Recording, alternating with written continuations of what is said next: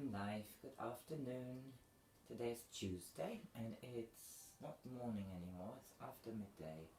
Yeah, it's early afternoon. Sorry, I didn't mean to do that. I have been reading this book aloud, Life in the World Unseen, and it was written, or the name appears here as the person who put this down is Anthony Borgia. And Life in the World Unseen is actually the second part of this book, because the first part is entitled Beyond This Life, and it has 10 chapters, which I have read. I'm now going to read the next chapter of part 2, The World Unseen, and it's the recount of, well, you will hear because I think it is described. It is chapter 7, and it is entitled Some First Impressions. To find oneself suddenly transformed into a permanent inhabitant of the spirit world is, at first, an overwhelming experience. However much one may have read about the conditions of life in the world of spirit, there still remains an almost illimitable number of surprises in store for every soul. Those of us who have returned to earth to tell about our new life are faced with the difficulty of trying to describe in terms of the earth what is essentially of a spirit nature. Our description must fall short of the reality. It is difficult to conjure up in the mind a state of beauty rather than greater than that we have ever experienced upon earth. Magnify by 100 times the beauty that I have told you about, and you will still be far short of a true appraisement. A question, therefore, that might come into the minds of not a few people would perhaps be this: what was it that struck you most forcibly and most pleasurably when you first arrived in the spirit world, and what were your first impressions? Let me place myself in the position of one seeking information and interview our old friends, Edwin and Ruth. Edwin and I, as you will recall, were brother priests, when we were on earth. Edwin had no knowledge whatever upon the subject of spirit return, beyond what I had tried to give him of my own experiences. He was one of the very few who really sympathized with me in my psychic difficulties, one of the few, that is, who did not brandish orthodox church teachings in my face. He has since told me that he is very glad he did not do so. When he was on earth, the life to come was a complete mystery to him, as it is unnecessarily is to so many. He naturally conformed to the church's teaching, obeying its commandments, performed his duties, and, as he had since frankly admitted, hoped for the best, whatever that best may be. But his earthly life had not consisted solely of religious exercises. He had helped others upon every occasion where help was needed, and where he could possibly give it. Those services, unobtrusively performed, had helped him immeasurably when the time came for him to quit the earth world. Those kind of actions brought him into the land of beauty and eternal sunshine. His first impressions upon his awakening in the spirit world were, to use his own words, absolutely breathtaking. He had visualized subconsciously, perhaps, some sort of misty state as the condition of a future life where there would be a great deal of prayer and praise. To find himself in a realm of inexpressible beauty, with all the glories of earthly nature purged of its earthliness, refined and etherealized, with the enormous wealth of colour all around and about him, to behold the crystal purity of the rivers and brooks, with the charm of the country dwellings, and the grandeur of the city's temples and halls of learning, to find himself in the centre of all such glories, without an inkling of what had this been in store for him, was to cast doubts upon the veracity of his own eyes. He could not believe that he was not in the midst of some beautiful but fantastic dream, from which he would shortly awaken to find himself once again in his old, familiar surroundings. He thought how he would relate this dream when he returned to consciousness. Then he considered how it would be received, as very beautiful, no doubt, but just a dream. And so he stood, gazing upon all this wealth of beauty that Edwin said was his first and greatest impression. He had regarded as part of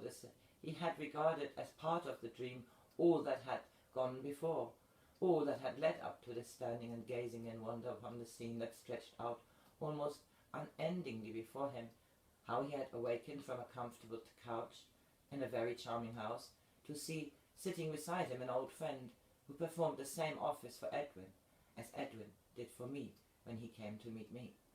His friend led him out of doors to see the new world. Then came his friend's most difficult task, to convince Edwin that he had died and yet still lived. You see, at first he took his friend and his friend's explanations to be part of the same dream, and he was nervously awaiting for something to happen that would break up the dream into returning earthly consciousness. Edwin admitted that he took some convincing, but his friend was infinitely patient with him. The instant that he was assured that he was really and truly and permanently in the world of spirit, his heart knew no greater joy, and he proceeded to do what I afterwards did in company with Ruth, travel through the lands of the new life with a luxurious freedom of body and mind that is of the very essence of spirit life in these realms.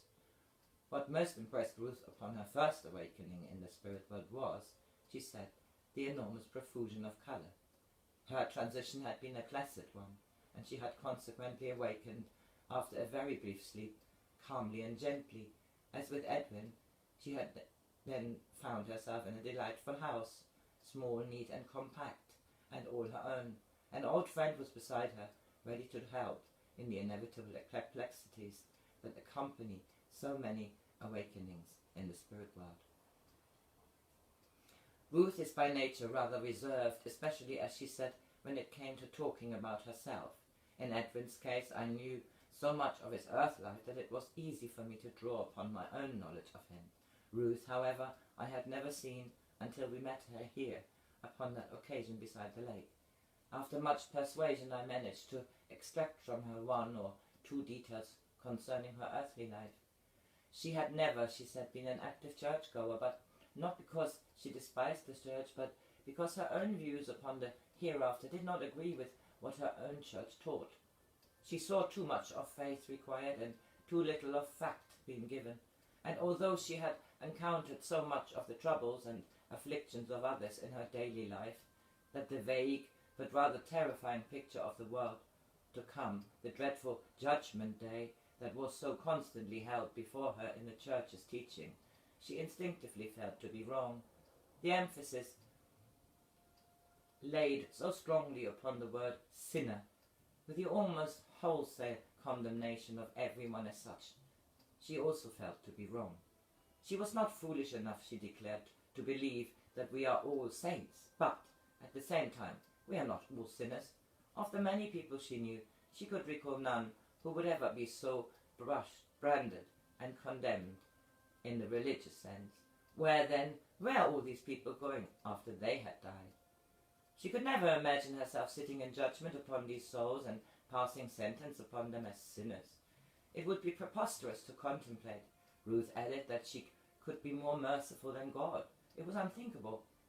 So she had built up for herself a simple faith, a practice that the theologian would at once say was highly dangerous and never for one moment to be encouraged.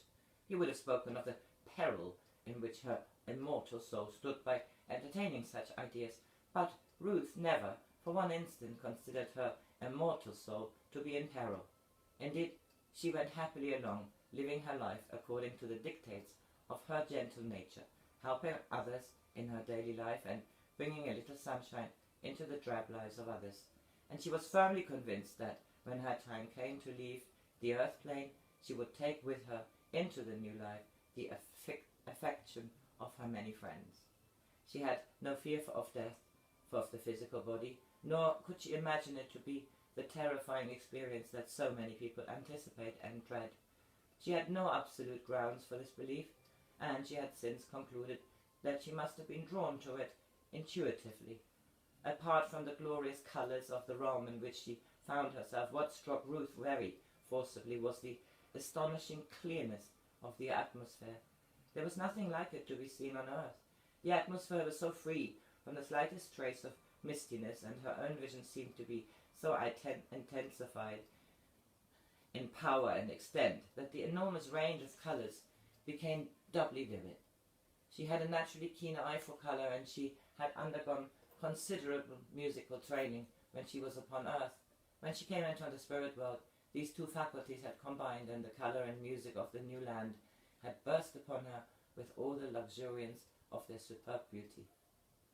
At first she could scarcely believe her senses, but her friends had soon explained to her that had happened, and as she had so few fixed ideas about the future life, so had she so little to unlearn. But, she said, it took her many days of earth time before she could fully grasp or absorb all the wonders that lay around her. When once she had fully realized the significance of her new life, and that all eternity lay before her in which to sample the marvels of this land, she was able to restrain her excitement and, as she said, take things a little bit more quietly. My battery is very low. I have to stop. I finished chapter 2 of this 7th chapter of part 2. Life in the world unseen.